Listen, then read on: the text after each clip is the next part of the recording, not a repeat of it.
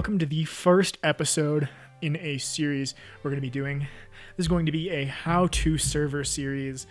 I don't know the name of the series quite yet, but we are going to be going through the steps on how to build your own Java edition server. So Java's not the main platform of the game, even though us Java lovers want to believe that. It's not the main version, but it is by far the most fun with the most customizations. So we're going to be jumping straight into that. So this tutorial is only going to work on Windows 10. And you can build your server on a Windows 10 machine and then upload it to a hosting provider or to a server company, and it will function the exact same. There might be a few things you need to tweak, like either bungee cord or databases, but we'll jump into that way down the line once we get it going. Let's just start off with the basics here. And we are just going to get a new folder set up, and we're just going to call this test. Keep it easy. So now that we have our folder, I'm going to jump over to Chrome, and I'm going to show you two sites. First one is serverjars.com. This is a great site. It has everything you could ever need. It has your vanilla jars. It has your server jars, which is Bucket, Paper, and Spigot, and it has your proxies, which is Bungee, Velocity, and Waterfall. It also has your Bedrock jars, like, I'm not super into Bedrock, but we can jump into Bedrock if people want a geyser video, which is the packet converter for your bungee cord server. So we can jump into some Bedrock if people want that down in the comments. But for the most part, we're just going to be staying with regular old Java servers and Java proxies. So there's three main types of servers. You have your Bucket, Paper, and Spigot. So you can kind of think of it as a tree. First, you have Bucket. Bucket is the root of the tree. It is the base. It is what everything else is built off of. Then, as you start to go up the tree, it splits. And then you get Spigot. Spigot's a little bit higher performance, adds a little bit more features, gives you a little bit more control over your servers. And then now you're on that Spigot branch. Okay? Now you're climbing up that Spigot branch, and then it splits off again into Paper. Paper is the most high performance. Paper's really what you're going to want to use if you're running a server for yourself or for the intent of making it into an actual business. Paper is there for you, okay? It uses less resources, it's more lag efficient, gives you way more control over your server. And it just has a bunch of really cool features that the other two don't have. So I would always recommend Paper. So the other site I'm going to show you is Paper's actual website. This is papermc.io. So these are the development versions. You can just go here and pick them up. It gives you a little update on what's happening, and then you can just download the one you want. So we are going to be building a 1.16.4 server. So let's download the latest 1.16.4 build. And we're just going to drag that straight into our test server. So we are done with Chrome for now. We're just going to get this, we're going to double click on this jar and get it started up. And we're going to run it one more time here. And right now we are just looking for a file that says EULA. Okay. Now the EULA, oh, it's taking a little second here. Here we go. Is the end user's license agreement. Basically, do you agree to Minecraft's or Microsoft's, I guess, conditions when running your own server. If no, then you're kind of out of luck. You can't run a server. But if you do, you change false to true. So right there at the bottom, okay? It will say false. You just change that to true, and now you have agreed to Microsoft's agreement. You save that, okay? Control S, and you'll see the little asterisks up there disappear, and you can close your file. Make sure you always save them, or else you're just going to have to keep redoing it. So now you double click on your jar again, and it's going to start building a ton of files. You can also see down here, we had a little Java program start up, and that is our console. So this is our actual server. A lot of fun here. This is where the good happens. Okay, so I'm just going to show you how to log into your server real quick. Go to multiplayer, then direct connect, and just local host. Okay, that's it. You don't have to type in any IP. There's no numbers you have to memorize, nothing, just local host. Or if you want to have the server show up in your servers tab, you just put in localhost. So I will demonstrate that. Let's go to add server, and then let's just name this test, because that's what we named our server. And then localhost. Done. Boom. Right there. Test localhost online. So let's log in. Make sure we are in the same version, 1.16.4, the same version as the server. And look at that, we logged in. So I can type in chat, and boom, right over here in the console, you can see first my login right here, and then me typing in chat. Perfect. So now we're gonna get into a little bit more advanced stuff. So if you just want to play survival and you just want to have a few friends, that's it. You got your server, you're all done. Say you want to go a little bit more in depth. This is how you make yourself an operator. You type OP and then your username. I'm AdaFA, obviously. So then there we go. I have just made myself a server operator. Wonderful. So now let's just forget about the in-game for a second and go look at the configs. This is where the real magic happens. So, banned IPs. There's nothing in here because we haven't banned anybody yet. But if somebody was to be banned and we were to use the command IP ban, it would get logged in here unless you had a ban manager plugin. But we can talk about that later down the line. Banned players. Now this would not log their IP, just their UUID. Bucket. So this is the first of the real configurations. Okay, so you have stuff like, do you want the end on? What do you want the shutdown message to be? This is one that's really helpful for lag. If your server's lagging a lot, try limiting your mobs. Okay, so right here, say we didn't want 70 monsters, say we only wanted 30, and 10 animals is kind of a lot. Let's make that 4. Perfect. And then how often do we want them to try and spawn? Let's say every 800 ticks. And then an autosave. If you are on a server provider, a lot of them will provide you the option to turn off autosaving in the console. I would 100% recommend that. Autosaving can cause a lot, and I mean a lot of lag. So if you have the option, turn it off or just make it longer. You do want to save before a shutdown though. So say you have an auto restart plugin, you would want the auto restart plugin to run a save all command right before shutdown. You don't really want the lag during the gameplay, so once everybody's kicked, but before the restart happens is when you want to run that autosave command so that the lag spike, there's nobody online to feel it, and then the server instantly restarts. Amazing.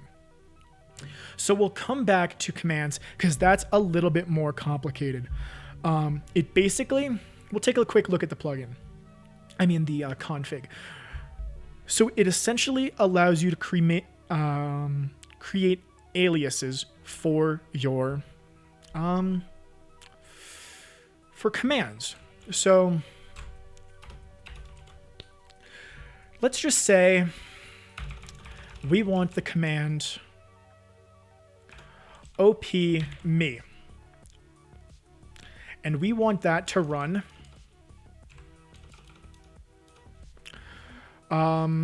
let's have it deop the player. That sounds fun. Deop 8fa.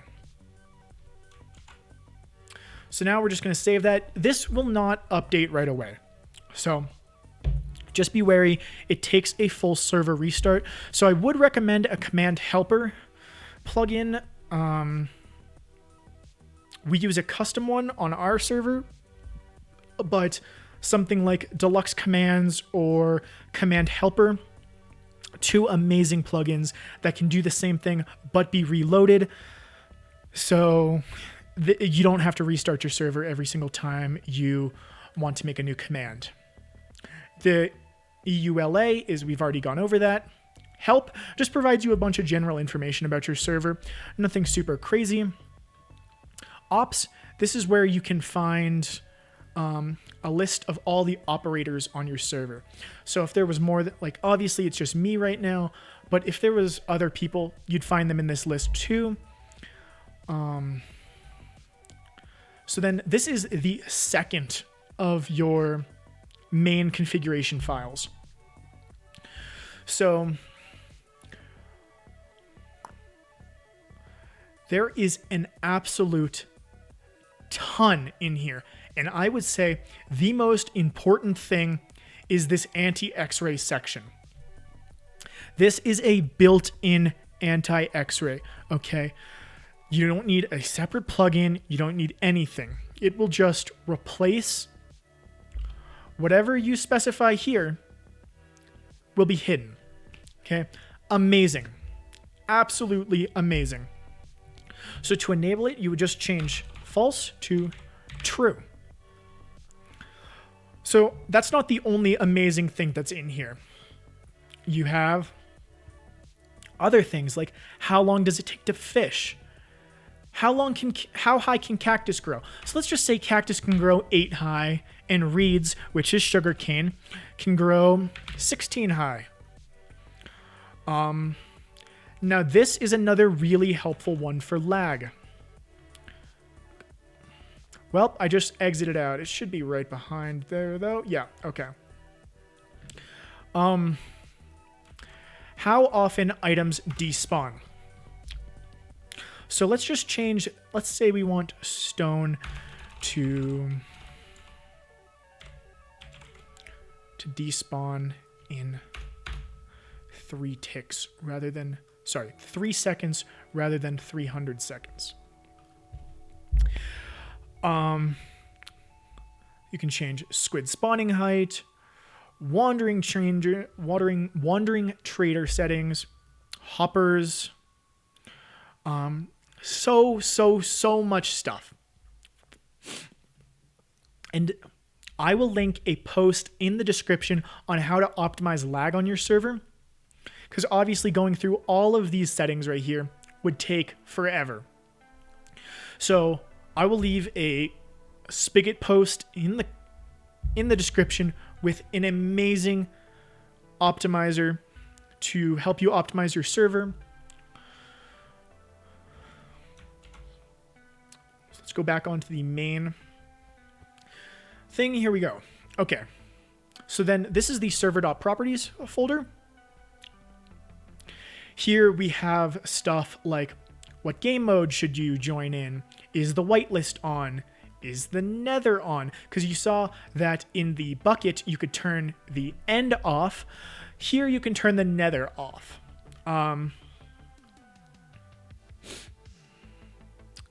what's the maximum world size? So that would be world border.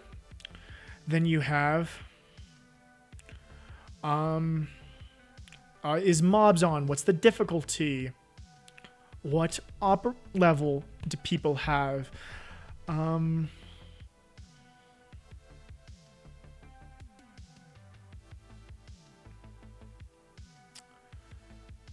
Yeah, so that's about it for this. There's a few things in here that are pretty important. So max players.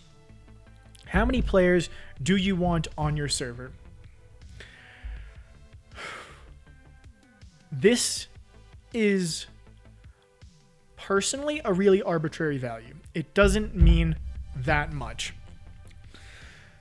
It's based on how many plugins your server has, how much resources you can allocate, because running a server isn't just about having a shitload of RAM, okay?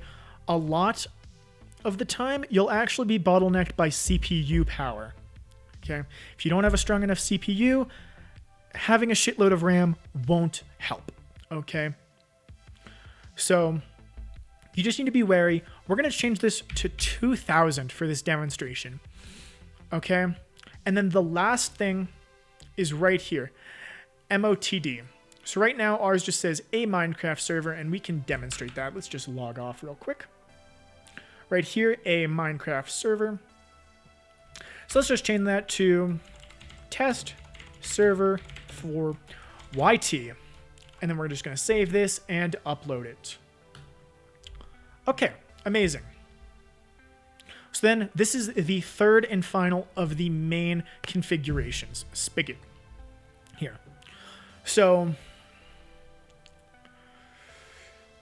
this can be, this is where you would set your restart script. This is where you would, these are the main message folders. So if somebody tries to join a full server, so say you have only 2 slots allocated to your server and you had 2 people on and a third person tried to join, they would receive this message right here. Now, say somebody tried to join on an outdated client, that means that say they are on a 1.15 client and your server is on a 1.16 jar, they would receive this message right here.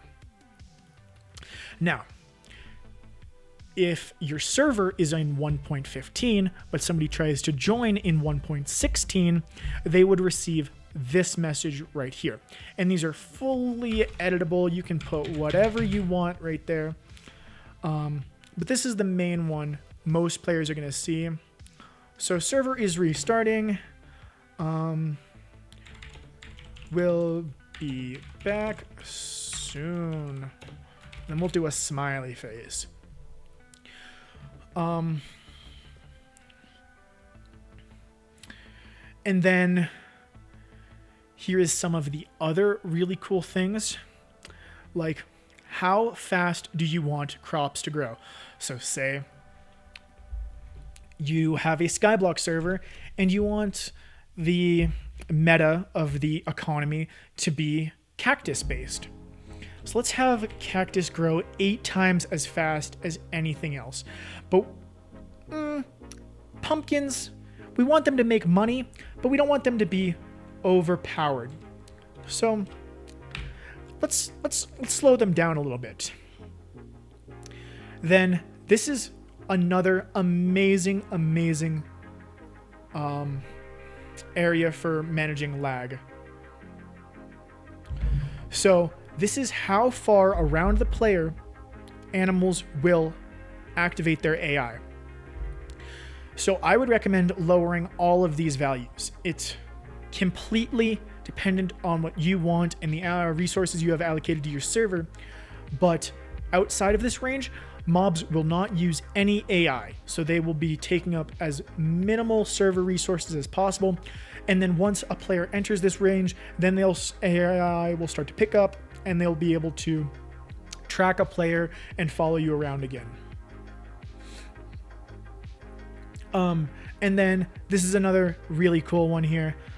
It just sets how much hunger a player uses doing specific actions. So one would be a full bar of hunger, which obviously way too much. But just so I don't forget that, I'm just going to put that back.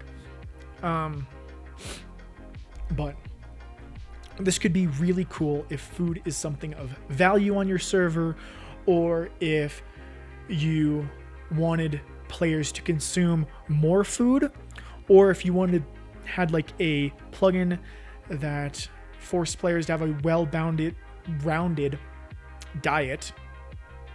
This would be a really, really good place to go through and change values like that.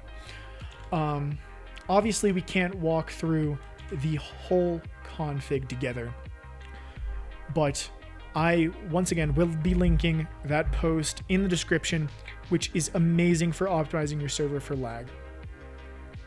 So here we have the user catch, and this just shows you when people logged in. As more people get added, you'll get tons and tons of names here.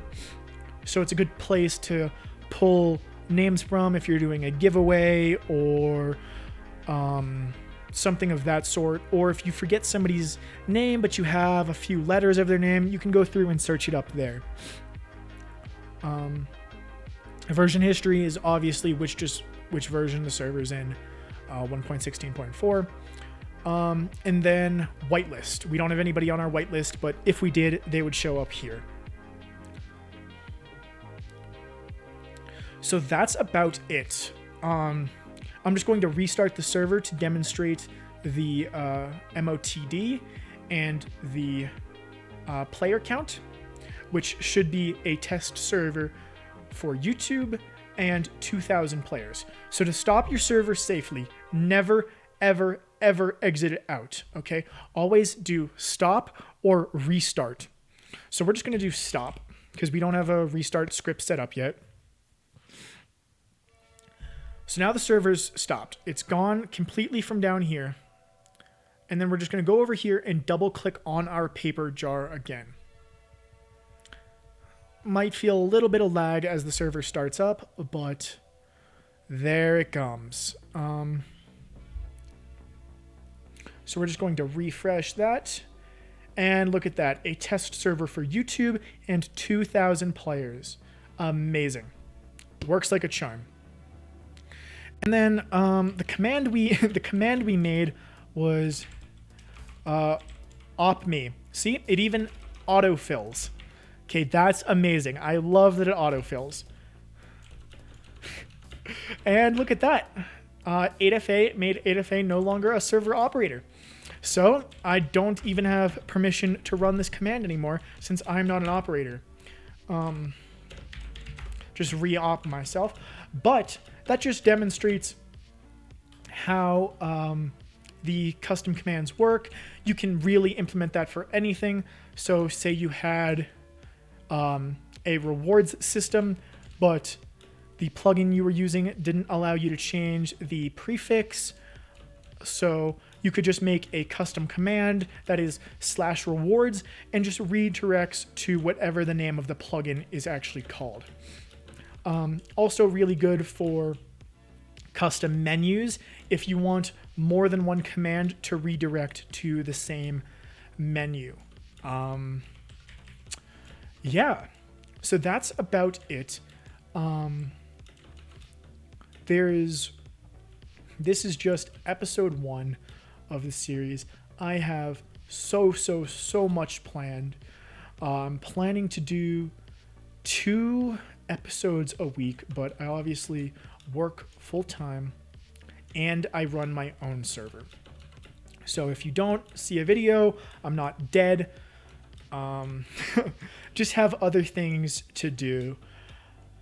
And if you have any suggestions, leave them down in the comments, and I would be more than happy to make videos on just about anything people want, especially free plugins. I don't own a lot of paid plugins, but for the ones I do own, I'd be more than happy to make videos on. But if I don't own it, I'll try and get my hands on it from a friend. If I cannot, then I guess we'll just have to wait. But I would be more than happy to review and do in-depth tutorials on just about any free plugin. Just leave a link in the comments, and I'd be more than happy to look at it. So, thank you everybody for watching, and expect a new episode soon.